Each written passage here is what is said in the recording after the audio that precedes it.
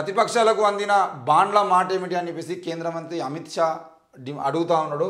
ఇది ఎంత హాస్యాస్పదం అంటే, అవును భయ్, మా బీజేపీ పార్టీకి డబ్బులు అందినాయి, మంచిగానే ఉన్నాయి, మేము కోట్లాది రూపాయల డబ్బులు తిన్నాము, మేము తిన్నది పక్కన పెట్టి ప్రతిపక్షాలు తినలేదా అని చెప్పేసి ఈయన 100 రూపాయలు తింటే 5 రూపాయలు తిన్నటువంటి ప్రతిపక్షాల గురించి మాట్లాడుతూ ఉన్నాడు. 95 రూపాయలు తిన్న ఈయన గురించి మాట్లాడడం బంద్ చేసి 5 రూపాయలు, 2 రూపాయలు, 1 రూపాయి తిన్నటువంటి ప్రతిపక్ష పార్టీలు ఏమైనా ఆ పార్టీకి తినలేదని అడుగుతా ఉన్నాడు.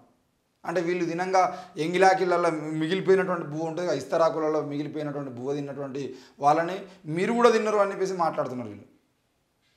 చూడండి, ఎన్నికల బాండ్ల గురించి ప్రతిపక్షాలు చేస్తున్నటువంటి ఆరోపణలకు కేంద్ర హోంమంత్రి అమిత్ షా ఘాటుగా బదిలిచ్చారు.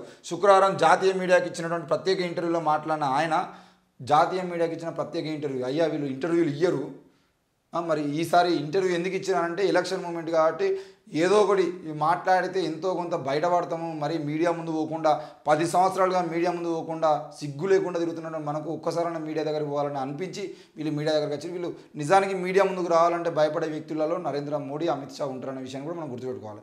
ఇక మీడియా ముందుకు వచ్చి మాట్లాడినటువంటి ఇంటర్వ్యూలో ఆయన, ఎన్నికల బాండ్ల స్కీమ్ ప్రపంచంలో అతిపెద్ద దోపిడీ పథకం, ప్రధాని మోడీని అవినీతి ఛాంపియన్ అంటూ కాంగ్రెస్ అగ్రనేత రాహుల్ గాంధీ చేసిన వ్యాఖ్యలను ప్రస్తావించిన అమిత్ షా, ప్రతిపక్షాలు సైతం ఎన్నికల బాండ్ల స్కీమ్ ద్వారా విరాళాలను అందుకున్నాయి, మరి వాటిని కూడా దోపిడీగానే భావిస్తున్నారా అంటూ ప్రశ్నించారు.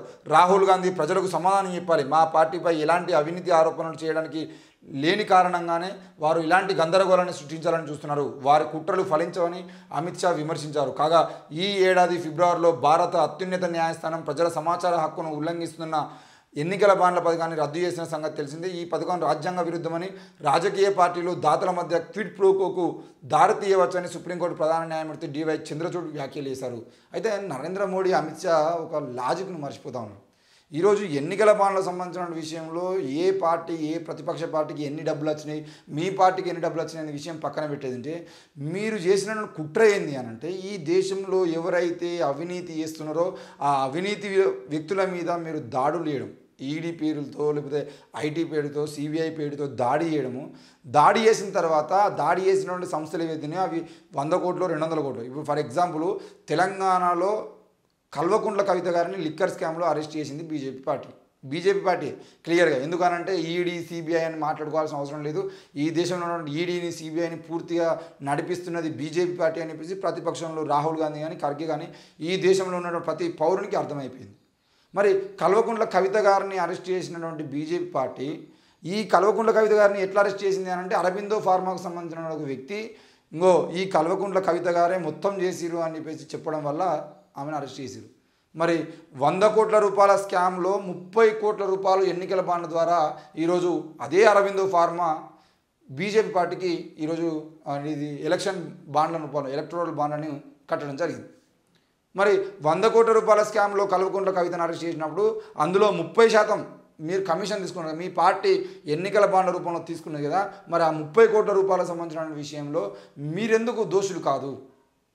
ఇట్లా ఒకరా ఇద్దరా? ఈరోజు ఏంటిది, కాళేశ్వరం పథకం తీసుకున్నట్లయితే కాళేశ్వరాన్ని కట్టినటువంటి మెగా సంస్థ ఏదైతే ఉందో, మెగా సంస్థ ద్వారా మీరు దాదాపుగా 100 నుండి 200 కోట్ల రూపాయలు ఈరోజు మీ పార్టీ తీసుకోవడం జరిగింది. ఎన్నికల బాండ్ల రూపంలో తీసుకునేవి 100 కోట్లు, అన్అఫీషియల్గా తీసుకునేది కొన్ని 100 కోట్లు.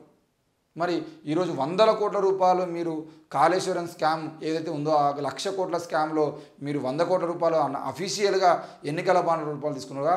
ఇట్లాంటివి ఏవైతే ఉన్నాయో మీకు ఇప్పుడు కమ్యూనిస్ట్ పార్టీలు ఉంటాయి, కమ్యూనిస్ట్ పార్టీలు హైదరాబాద్లో ఒకటి కమ్యూనిస్ట్ పార్టీ ఆఫీస్ కడతాము, మన ప్రింటింగ్ ప్రెస్ కడతాము అని చెప్పేసి తలా రూపాయి డబ్బులు ఇవ్వండి అని అంటే 100 రూపాయలు, 500, 1000 రూపాయలు, 10,000 రూపాయలు అని చెప్పేసి ఊరూరు తిరిగి కార్యకర్తలు డబ్బులు వసూలు తీసుకొచ్చిందంటే ఈరోజు ఒక భవనాన్ని కట్టుకున్నటువంటి పరిస్థితి ఉంది.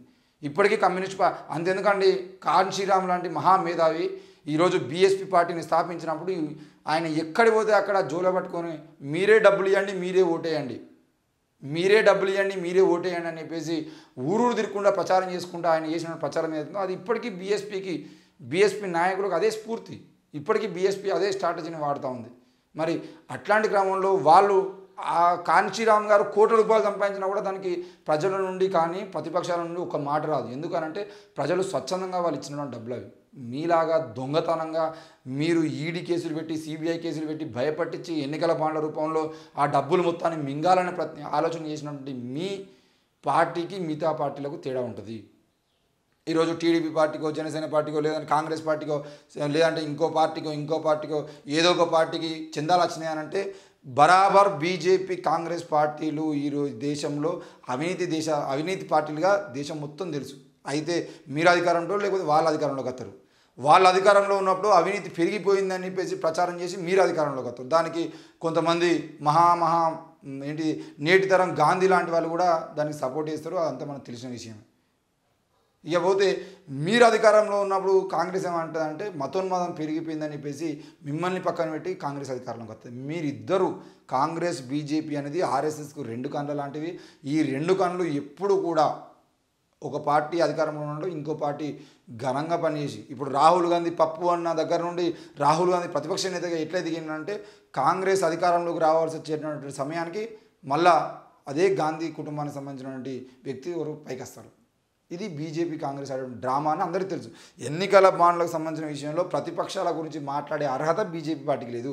బీజేపీ ఎన్నికల బాండ్లని సాకుగా పెట్టుకొని లక్షల కోట్ల రూపాయల స్కాములు చేసినటువంటి దొంగల దగ్గర నుండి మీరు డబ్బులు వసూలు చేసిర్రు. ఆ డబ్బులు వసూలు చేయడాన్ని మీరు సమర్థించుకుంటే మీ అంత నీచులు నికృష్టులు ఇంకోరు ఉండరన్న విషయాన్ని కూడా మీరు అర్థం చేసుకోవాలి.